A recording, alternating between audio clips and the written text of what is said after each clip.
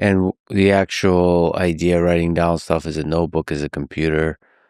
Are you super organized thinking, or is it just like random words here and there with drawings? And like, what if, and also like, what is the space of thoughts you have in your head?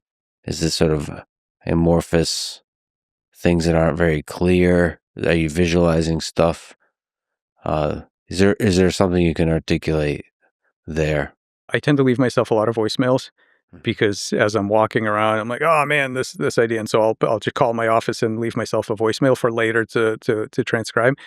Nice. I don't have a good enough memory to remember any of these things, and so what I keep is a mind map. So I have an enormous mind map. One piece of it hangs in my lab so that people can see, like, these are the ideas. This is how they link together. Here's everybody's project. I'm working on this. How the hell does this attach to everybody else's so they can track it? The thing that hangs in the lab is about 9 feet wide. It's a silk sheet, and it's out of date within a couple of weeks of my printing it because new stuff keeps moving around. And then there's more that isn't for anybody else's view. But yeah, I try to be very organized because otherwise I forget. So everything is in a mind map. Things are in manuscripts. I have something like right now probably 163, 62 open manuscripts that are in process of being written at various stages. And when things come up, I stick them in the right manuscript in the right place so that when I'm finally ready to finalize, then I'll put words around it, whatever. But there's like outlines of everything. So I try to be organized because I don't have the.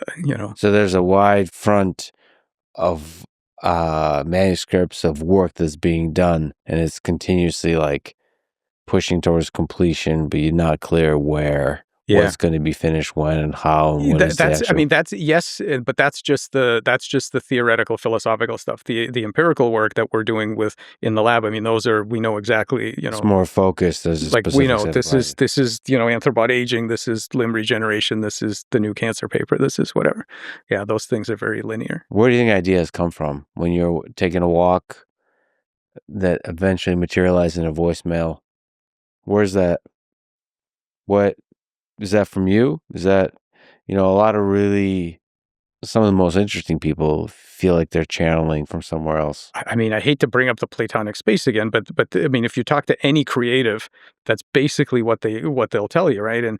And certainly that's been my experience. So I feel like it's the way it feels to me is a collaboration. So the collaboration is I need to bust my ass and be prepped in one, A, to work hard to be able to recognize the idea when it comes, and B, to actually have an outlet for it so that when it does come, we have a lab and we have people who can help me do it, and then we can actually get it out, right? So that's my part is, be up at 4:30 a.m. doing your thing and be ready for it. But the other side of the collaboration is that, yeah, when you do that, like, amazing ideas come, and to say that it's me, I don't think would be right. I think it's definitely coming from other places.